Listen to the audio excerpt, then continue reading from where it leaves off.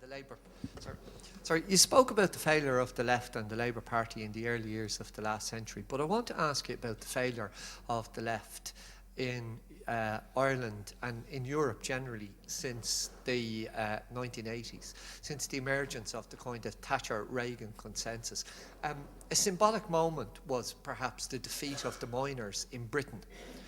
But since then, even parties of the left has failed to win the argument, even at times to be heard arguing. And many of the left-wing parties, both here in Ireland, certainly in Britain, and right across Europe, have been drawn into that right-wing consensus. So they have agreed to deregulation. They've gone along with deregulation, privatisation of public services, etc., etc., etc. And you even saw in things like the Lisbon Treaty, where it was, let's say in the 50s and 60s, the left dominated the intellectual argument of politics in Europe. You see something like the Lisbon Treaty, that liberal capitalism is built into that. So kind of what was proposed as a constitution, whatever you'd like to think, for the EU, has this kind of consensus built into it. Why do you think the left has failed since the 1980s right across Europe? The emergence of that consensus is definitely something that squeezed the left and squeezed Labour. But it's about more than that. It's also about, and you can see it, the Irish version of it in the early 1970s, where Labour half-heartedly, I think, decides that it is opposing Ireland's entry into the EEC. And a lot of people in Labour, I think, were subsequently quite embarrassed about that decision. And you could see that then as being another missed opportunity, that if Labour, for example, wanted to reorientate itself at that stage in the 1970s, you know, this idea that the 1970s could have been a very good decade for Labour, given the great optimism that's there in the late 1960s, that they seem to misread that public appetite for money, and money from Europe, and you know, the idea that you can begin to refashion a modern socialism within the context of a kind of a European identity. And so I think that some of the problems go back earlier to the 1960s and the 1970s. But I think in terms of the 1980s, you know, one of the great myths that has been perpetuated for so long in this country is that we're a classless society. You know, and it links into something that Miles was asking earlier on about one of the difficulties of Labour in the earlier part of the century, is that the other parties are very successful. Fianna Fáil is very successful at perpetuating that kind of myth. You know, and Bertie Ahern was very good at that as well. You know, Fianna Fáil is a party of the left and the right and the centre. You know, and they'll say that with a straight face. Brian Lenihan Sr. used to say it on many an occasion as well. And that Fianna Fáil, I have another quote from Fianna Fáil, it's a radio clip used before, that Fianna Fáil looks after the big guy, the small guy, and the guy in between. You know, it's very, and that was one of the kind of successful presentations of Fianna Fáil as being the real Labour Party. And Sean Lemass frequently asserted that as well, that you didn't need a Labour Party in Ireland because you already have a Labour Party. It's just called Fianna Fáil. So I mean, the perpetuation of that myth that, you know, we are a classless society, and the consensus that develops from the 1980s and particularly towards the end of the 1980s within social partnership and so on, that, you know, the left is stitched in to the furniture of the establishment effectively. You know, so much so that by, you know, 10 years later, senior trade union people are actually getting, you know, briefing notes on the budget before some of the people in the cabinet. You know, they're in there to that extent. That's a part of it as well. But another part of it is their own internal disagreements, which again is not exclusive by any means to Ireland, that they have more of a tendency to turn on each other and to disagree about the way forward as well. So, I mean, it's a mixture of a whole host of things, but obviously that sense of and you get it in Thatcher's Britain as well, that you can rebuild a 20th century version of you know, working class conservatism and consensus. You know, we're dealing with a late 20th century version of what had actually been a very old strategy. Basically, what has happened over the last 10 years, the last 40 years, has been that there has been, or even in the history of our state, morality has tended to be about, you know, dominated by the church and confined into a particular compartment. It's very difficult to see how we'll create a vision how we'll create a vision if we don't create that civic morality. And how do you turn that anger, or is there any evidence of turning that anger into something that people do have values on, things like people service in terms of in what you've described? Is there any comparisons that we could look to in relation to that? I'm very tempted to say Iceland. You know, you say there's a mood of revenge out there and anger. There may well be.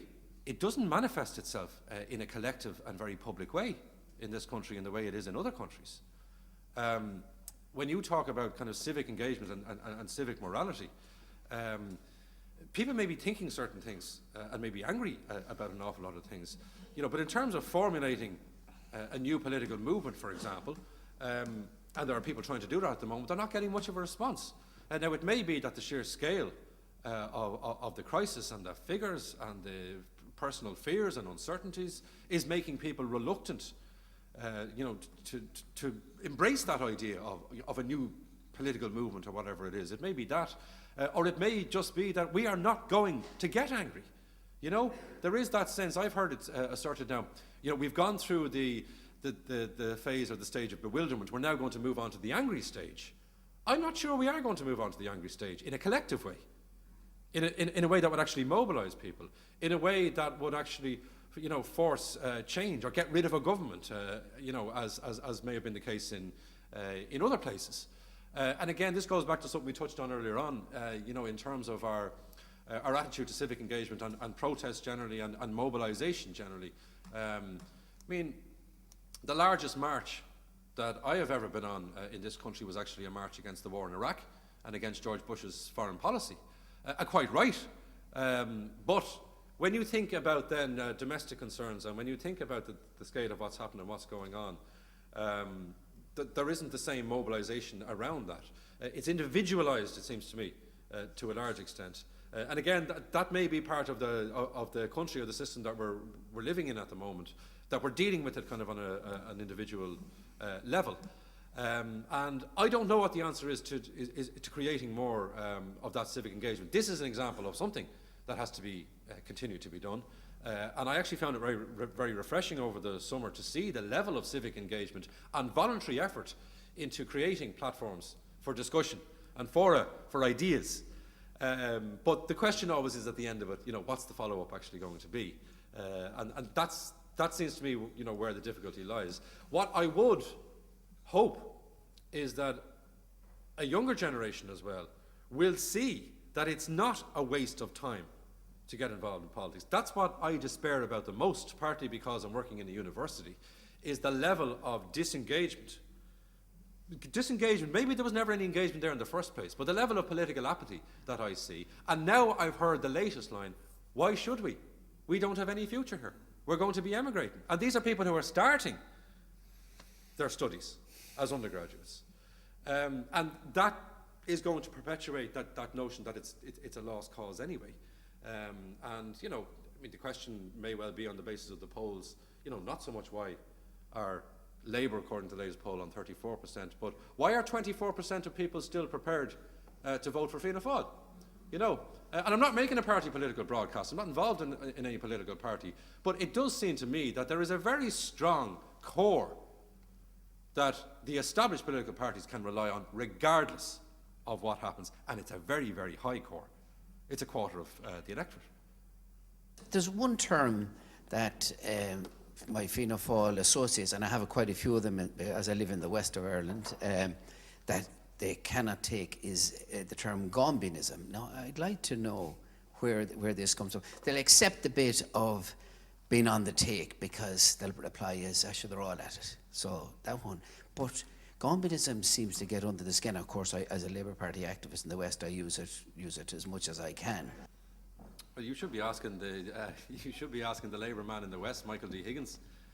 This is one of the things that he did as an academic sociologist back in the late 60s and early 1970s. He did his thesis on clientelism, and the subtitle really is Gombianism, you know.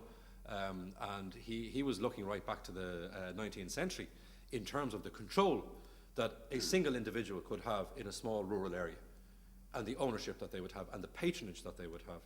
So you'd be looking at somebody who would own the undertakers and the pub and the shop and whatever else might be in that town. They had the power, they had the contacts, they had the ability to make things happen or not, and that gave rise to this notion of abusing that power as well to ensure that you had control. So Gombianism, which sometimes implies a kind of an Egypt, and there are plenty of Egypts, but they're powerful Egypts, and they're actually quite clever Egypts, if there's such a thing, in terms of the way they build their empires. So there is, there's a long and ignoble tradition of Gombianism in Irish life, and it really is about that level of control. And again, it links into the localism in terms of how people build their fiefdoms, even in the modern era. And the dynasties is another part of that. The Gombian dynasties, so that somebody has an automatic entitlement to go into politics. Not because they might have any ideas, God forbid, but because they're the son or they're the daughter. So, I mean, that goes back a long, long way, deep roots. But Michael D. Higgins is the man to... My name is Peter Thompson. I'm a journalist. I want to ask you about the international context of what you've been talking about, Diarmaid. With Peter Sutherland's speech to the Institute of Directors in mind last Friday, do you think it's possible for us as an English-speaking country in the Anglo-Saxon world effectively to change the situation ongoing for ourselves without it also being changed on at least an EU level? Effectively, what Peter Sutherland was saying was, you'll get no more money unless you pay up, which I thought was, well, in my personal view, that sounded very much like a threat. And it sounded like a threat which was very ironic, coming from the former European chairperson of Goldman Sachs. But we are in a situation where we have a global freedom of movement of capital resources, of money. And in that context, and also in the allied context of the importance of the IFSC in the Irish economy, how can any newly elected government really affect meaningful change? And it's not necessarily overused, because for all the talk of changes of government, that's going to be probably the most fundamental question. Are they actually going to have any freedom to manoeuvre? Now, when you think back to the Second World War, on the end of the Second World War, and American foreign policy into the 1950s, in terms of containment of the Russian threat, what we have in this context and in this crisis is containment of this problem within Europe, and can you stop the spread of the malaise? And one of the interesting questions that was being asked in recent times was about, to what extent was the Anglo-Irish bank issue, for example, to what extent was that actually about the big fear that a European bank would be seen to collapse, as opposed to Anglo-Irish, that it was a kind of a European issue. And I find it very difficult to see how we can do this on our own without substantial intervention and injection from Europe. And that is going to completely curtail autonomy and arguably sovereignty as well on different levels. I can't see how they can do that. I can't see how they can do it without that intervention. That's going to raise a question in turn. Is that going to begin a process where the whole raison d'etre of the EU as it is now, and its approach to budgetary policy and its approach to propping up weaker members has to be completely changed? I mean, we had to remind ourselves again this morning of what, in theory, our budget deficit should be in European terms to keep us in line, and what it is now. And of course, the difference between the two of them at this stage is so huge, it doesn't even bear thinking about. But again, is that remotely realistic now across the EU? And is there the potential now, given what Germany's concerns would be, for example, about becoming the bailout country, are we inevitably now looking at what's often been predicted, which is a two-tier Europe, which is a bankrupt part of Europe and a solvent part of Europe? it's very difficult to see how they can continue this kind of brinkmanship, you know? I appreciate what you said, but what I mean is that if this is to be resolved, not only for us, but for all other European economies, and where we are probably a test case in this scenario, what can any putative new Irish government do to go to Europe and say this has got to be solved on a European basis, and that means substantially curtailing the sorts of freedoms which banks have got used to over the last 20 years. And I would appreciate very much if I might just add this, and I've been trying to make this point to various people in the Irish Times for some time past. In 1990, in the year 2000, Peter Warburton, which is a name which will not be familiar, I think, to almost anybody here. Peter Warburton, a banker with Robert Fleming in London, the investment bank, published a book called Debt and Delusion, in which it's published by Penguin, in which he virtually predicted exactly what has happened. And he said, to summarize his huge argument, which is quite technical and complex in many ways, he said the fundamental difficulty is the cheapness of credit, which has been promoted by the Federal Reserve in America and by the Bank of England. I mean, that's a huge international problem. That has brought it to this pass. This situation can't be addressed simply on a national basis. The Europeans will have to change the culture and also the regulatory framework. And what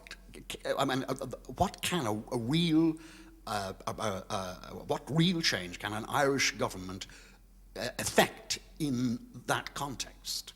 Well, is there going to be any change then after the next election? No. Are we deceiving ourselves? This is one of the things I was predicting at the outset. I actually don't believe there is going to be a change in that context. And I can't imagine that Ireland is going to be in a position where it can, even if it wanted to, could go over to Europe and decide that it is going to reshape the budgetary policy of the community. You know, I can't imagine that's going to happen. And, you know, whatever standing, and again, we've heard this from the politicians themselves about how concerned they are about international standing and about not using irresponsible rhetoric because what it'll do to our international standing. They don't have international standing. You know, so whatever opportunity they may have had to influence the bigger questions like that in the past, I can't imagine that they're going to have any say now, particularly if they're going to be relying on bailouts. When you were talking about issues like how change has been stifled in Ireland and how social movements have been so weak and how there's been this element of classlessness and absence of ideology in Irish politics, the thing that does really strike out is how singular Ireland is in that sense, particularly in a European context. And I was wondering, can you say precisely why that is? Because, I mean, a lot of reasons are given. People say it's the national question, but a lot of your countries that got independence after 1918 had that same national question of a sort. People mention the Catholic Church, but Spain had a dominant Catholic Church, and there are social movements there whose answer was to burn the churches and kill the priests, you know? So is there a precise reason that you can pinpoint for why that is? Or is it just an unfortunate confluence of circumstances that means that Ireland seems to be so unfortunate from our perspective in how it's able to deal with change and how social movements find it so difficult to emerge? I think one of the answers to that might be the time and the timing of the War of Independence and the Civil War. This happened at an early stage, the achievement of independence for the 26 counties. You mentioned some other European countries there, including Spain. And if you think about countries like Spain and Portugal and Greece, they're much more recent democracies, and they're much more volatile democracies. And in a sense, you know, we would start to see positives in that now, because we'd say, well, they're more volatile because there's more ideas and there's more ideology and there's more anger. and there's more of a commitment to changing things when they need to be changed. One of the reasons why you don't get that is because of I think, the early stage in the 20th century where that independence comes for Ireland. It's also, I think about that successful almost usurpation of this idea of class or ideological debate or warfare or anything like that. That it's snuffed out at quite an early stage. Whereas what you have in the post-Second World War period, is much more of an embracing of the idea of different ideologies or different ways of doing things, or different attitudes to the role of the state in particular. Whereas we had that caution there for so long, and we didn't really think in terms of again the big vision and the plans. The 4 or the 5 year plans. We're not going to set ourselves too ambitious targets, and by not setting yourselves too ambitious targets, you're also ensuring that you're going to have actually, paradoxically, a degree of stability, because you're not creating expectations, and you're basically saying it's business as usual, which beds down a degree of security of the institutions of the state and of the expectations perhaps of the people in that state. But it also means that there's not going to be a significant forum there for the emergence of radically different ideas. So I think the experience of some of the other Western European countries you've mentioned is partly to do with the more recent democracies and the fact that they got it more recently, and that things are just that bit more volatile. I'm not sure if that is the correct answer. It's just a kind of a speculative guess, Okay, let's hear another. I just want to challenge you on, you said earlier about, don't be silly, we've never learned from history, and we'll never learn from history. And to put that against the question posed by Miles, which is where does policy come from, or how does policy get made? And I guess I'm particularly interested in how policy gets made, and particularly how bad and wrong health policy gets made, because I believe very strongly we need to understand that in order to make better and good policy, be it economic or health policy in the future. So I'd like to hear from that. And then I'm going to be brazen and take the opportunity for a little ad for Claiming Our Future, who are having an event which TASC is involved in organising, as am I, and many other sectors, on the 30th of October, which is about a new progressive movement for a more equal and sustainable Ireland. And for people who are interested in that, they can find out more about it on claimingourfuture.ie. I don't dispute the idea that you could learn from history. I'm disputing the idea that people actually do learn from history.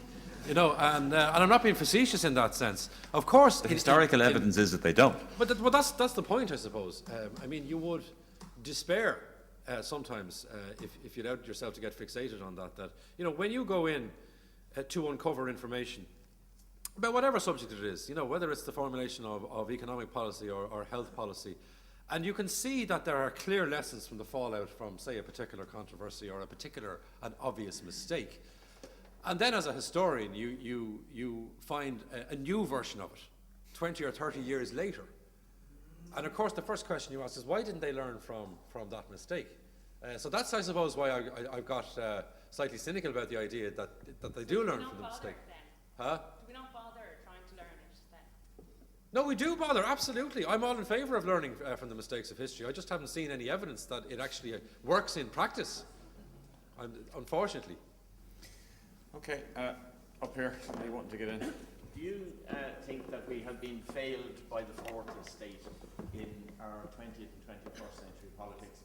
I think of, for example, the amount of newspapers who make news out of bringing 500 people and getting their views, and all the pages being contained on 20% think this, 20% think that, the polling that's going on in politics.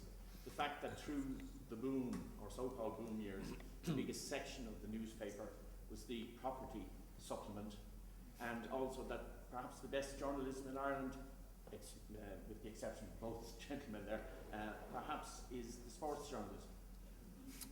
No, I don't think the fourth estate have failed at all, far from it. Now, there's far too much polling going on about everything. I'm fed up with polls, and a lot of people are. I think that's a different, it's obviously become a very important part of newspapers now, in that there's no such thing anymore as a week where you wouldn't have, at least 4 or 5 polls, and they're actually throwing up very interesting questions about methodology as well, which is something that needs to be looked at. Going back to the beginning of the polls, famously, of course, the outgoing coalition government in 1977 decided to call an election and then commission a poll, and discovered that Fianna Fáil were on course to get 51% of the vote. It's interesting to go back now to things like McGill in the late 1970s and look at how they were examining the emergence of polling and how significant, how important it might be in terms of politics. And they're absolutely right, of course, and it became crucial in terms of the timing of decisions and flying kites about certain, proposals or issues or whatever. Polls have a role to play and have been a very important part, but we've gone to the other extreme now. There's too many of them.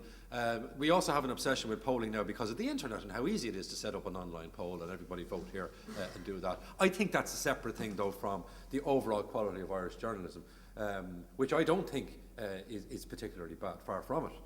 And if you look at the evolution of Irish newspapers over the course of the last 50 years, Douglas Gageby, who was twice editor of the Irish Times, used to make the point in the 1950s that it was a very dull decade for Irish newspapers because they were reporting rather than analysing, and the analysing doesn't begin until the 1960s.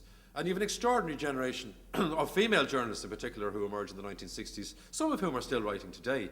I think the contribution they've made over the last 40 years has been extraordinary. And if you look at some of the successes of investigative journalists, again over the course of the last 20 or 30 years, I think there's an awful lot there to be very proud of and to celebrate.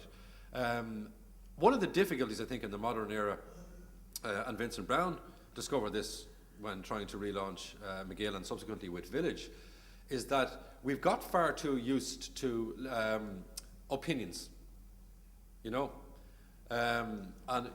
Browne used to say that famously to his journalists in the late 70s and the early 1980s. I don't care what your opinion is. I don't want your opinion. I want journalism. Go in and write a 20-page article on how the Supreme Court works, and don't give me any of your views, whereas what we have now is a proliferation of opinions and opinion columnists. It's one of the difficulties, I suppose, of trying to facilitate longer pieces. There are very few places now where you can have long investigative pieces or reflective pieces. It's been done, I suppose, at a more literary level in things like the Dublin Review, which has been a wonderful publication over the last decade or so. So I think there's things to be very positive about, and I think broadly speaking the standard of journalism in Ireland is still very, very high. I spent a year in America and I was warned before I went over there, this is the year Obama was elected, about how disgracefully dumbed down American journalism is. It depends on what you're listening to and what you're reading. There are very good newspapers, obviously. I was in Boston, the Boston Globe and the New York Times and all of these various things. So very good current affairs coverage as well. And I think it's something that RTE has done well since its outset and is still doing very well in terms of its current affairs brief. And I'm including them, as well. So, no, I don't think they've failed. I think obviously there hasn't been enough exploration of many of the things that we've discussed tonight in the last couple of years. The property supplement thing was perhaps inevitable, in terms of the revenue of newspapers, and they made stupid decisions on the back of it, I think, as well, in terms of what they were prepared to invest in. But broadly speaking, no, I wouldn't be negative about that. I'd like to ask you just a slightly flippant what-if question. According to Today Tonight last Tuesday evening, the national debt is now running at 87 billion. Geez, we're really back in the 1980s now. Yes. Today Tonight? Today Tonight. Oh, sorry, not Today Tonight, prime time. Yeah. And this morning we Mind heard you were right. It was around that level. Yeah. Thank you. Today Tonight was on the air. This morning we heard of the figure of 35, and I was just wondering, would you care to speculate on if a decision had been made to borrow 122 billion, what might Ireland look like today? If we had done that. So if we borrowed 122 billion, yeah, from where? From just if a decision had been made, to spend that money with strategic intent. All right. What might Ireland look like today? What kind of a what-if question? I think you would still find that there would be an extraordinary ability to squander public money on the wrong projects. And the more money that would have been there to squander, the more that would have been squandered on the wrong projects. Fortunately. Okay. A recent report from the Controller and Auditor General reported that the funding to universities in Ireland was being mismanaged, and that in Limerick the president's salary was being paid at the same time to 3 people, and that some academics were actually in contact with students for 6 hours per week. And in an era where there's questions now about the return of university fees for students, and I personally feel that we should continue free education, free third level, and I think the effect of having free third level will have the same effect in the future of Donogh O'Malley's decision in the 60s. I do think people can reach their full potential if they're allowed to achieve, education, and I don't think fees are the way. But I'd like to know what your comment is about that report. And it would appear that academics are not, from the report, don't appear to be role modelling the behaviour that we would expect from them. Now, this is where we have to make the distinction between academics and those who are in management positions in universities, who are being grossly overpaid and who are not justifying their salaries on any level. And it is very important to make that distinction. Now, I am not suggesting that Irish academics are badly paid, because they're not. They're well paid. And they're well paid by international comparison. But some people see these figures now in the media in relation to, say, principals or, vice deans of research on salaries of 300 or 400,000 euro.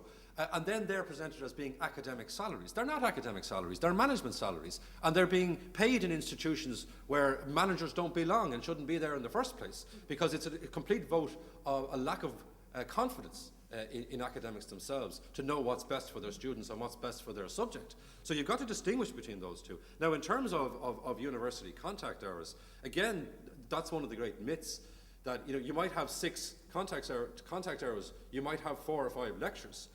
That's not all we do. There was an internal survey done of UCD professors last year, which found that their average working week was close to 70 hours.